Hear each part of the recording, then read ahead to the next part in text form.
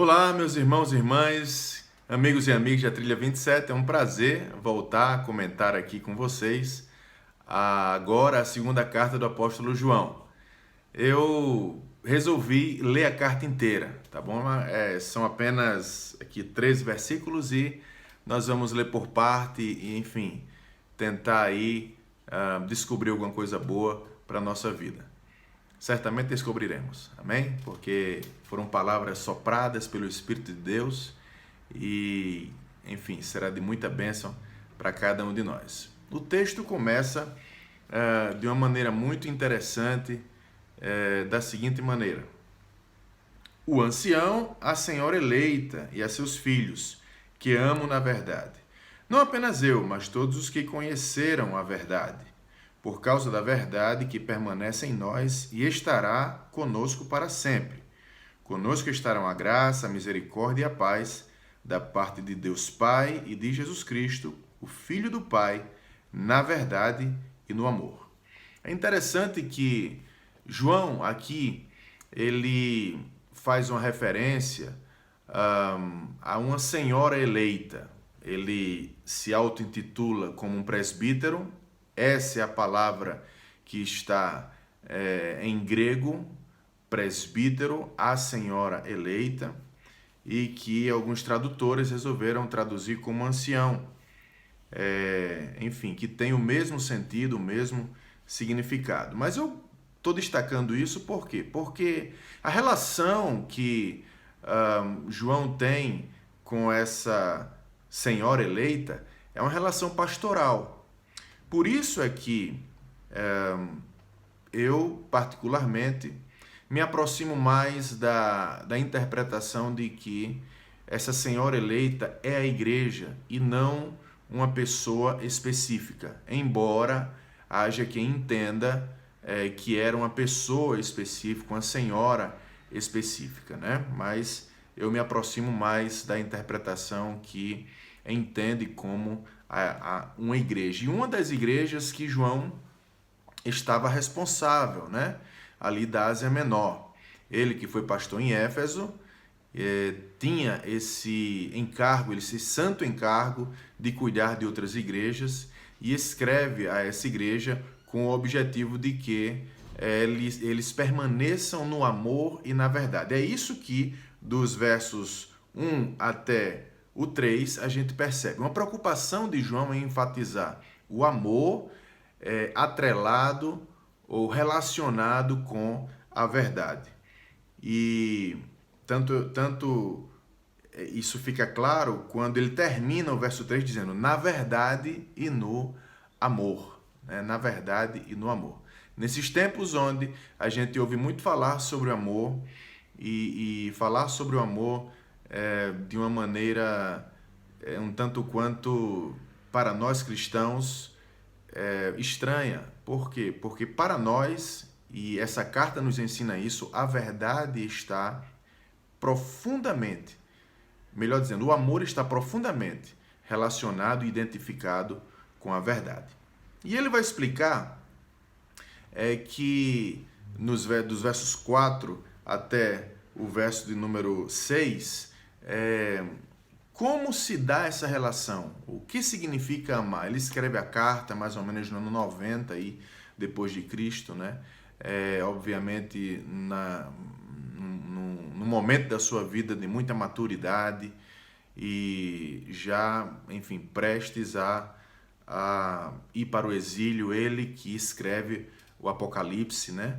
E escreve isso já num grau de maturidade muito acentuado. E a partir do verso 4, do verso 4 ele diz: muito me alegrei por ter encontrado alguns dos teus filhos que vivem na verdade. Veja, outra vez, ele enfatizando a verdade. Segundo o mandamento que recebemos do Pai. E agora, Senhora, te peço, não como escrevendo-te novo mandamento, mas o que temos desde o princípio. Amemo-nos uns aos outros. Nisto consiste o amor, em viver conforme os seus mandamentos. E o primeiro mandamento, como aprendeste desde o início, é que vivais no amor. João faz uma relação muito íntima entre amar a Deus e cumprir os seus mandamentos. Inclusive, na primeira carta, ele diz algo interessante. Ele diz que os seus mandamentos não são pesados, né? Quando a gente ama a Deus de verdade, cumprir aquilo que Deus pediu, demanda da gente, ou demandou de nós, não é algo que é um sofrimento para nós, né? A gente acaba fazendo com alegria, por mais duro que nos pareça ou que a alguém possa parecer, nós fazemos com alegria. E ele faz essa relação entre o amor e o mandamento, e ele tenta aqui, não somente tenta, mas declara com todas as palavras, com todas as letras para nós, que não há nada de novo. João está dizendo aqui algo muito interessante. Cuidado com as novidades. Cuidado com as inovações. Cuidado com aquilo que você escuta e que destoa daquilo que Cristo ensinou. Ele mesmo não tem a ousadia, como apóstolo que é, de inovar, de dizer coisas diferentes. Porque quem é seguidor de Jesus não precisa inovar, não precisa mudar o ensino de Cristo, não precisa trazer nada de diferente daquilo que Cristo nos deixou. E é isso que João está dizendo. Não que eu traga nada novo, né? Não como escrevendo-te novo mandamento, mas o que temos desde o princípio. Amemo-nos uns aos outros. E nós já vimos no comentário da carta passada, né, da primeira carta, que amar é desgastar-se, amar é entregar-se, o amor espera. Paulo diz que o amor espera, o amor tudo sofre, tudo crê, tudo suporta.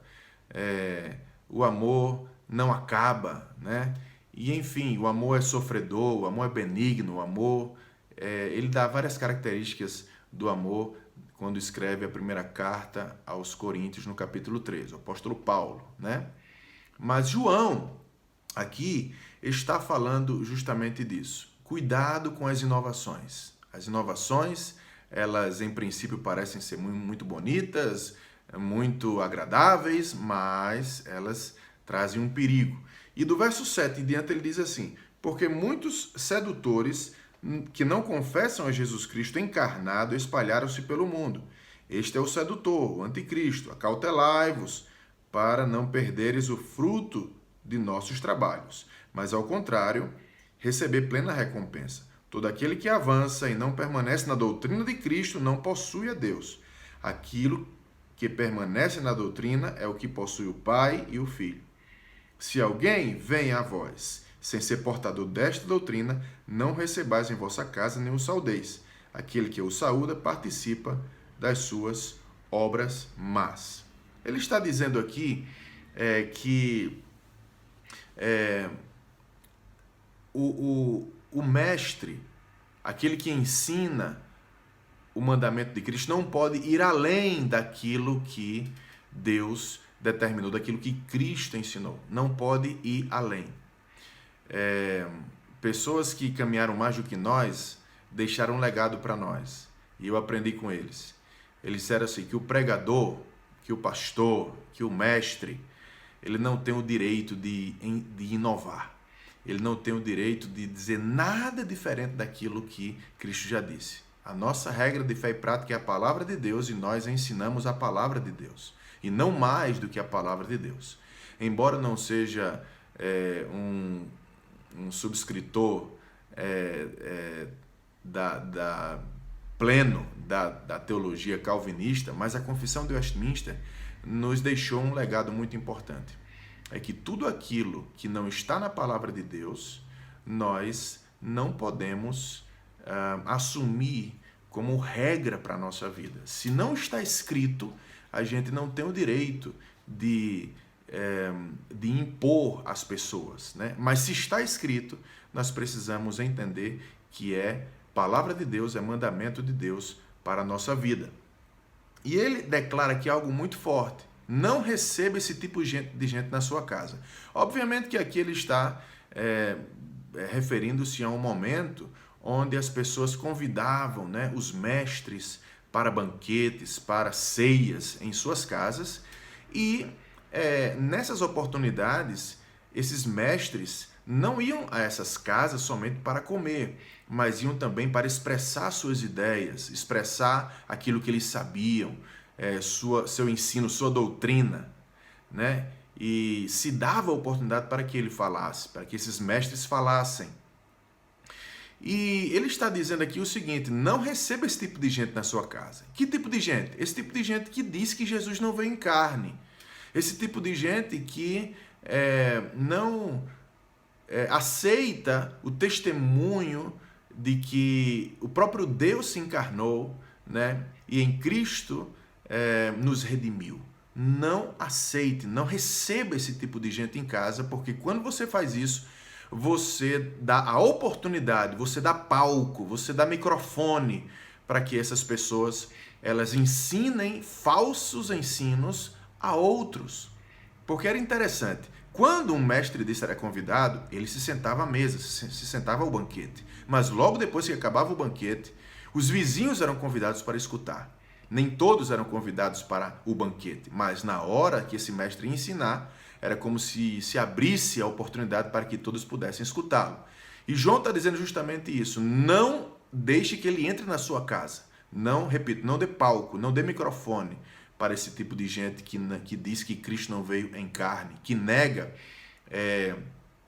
tudo aquilo que a gente tem ensinado sobre Cristo.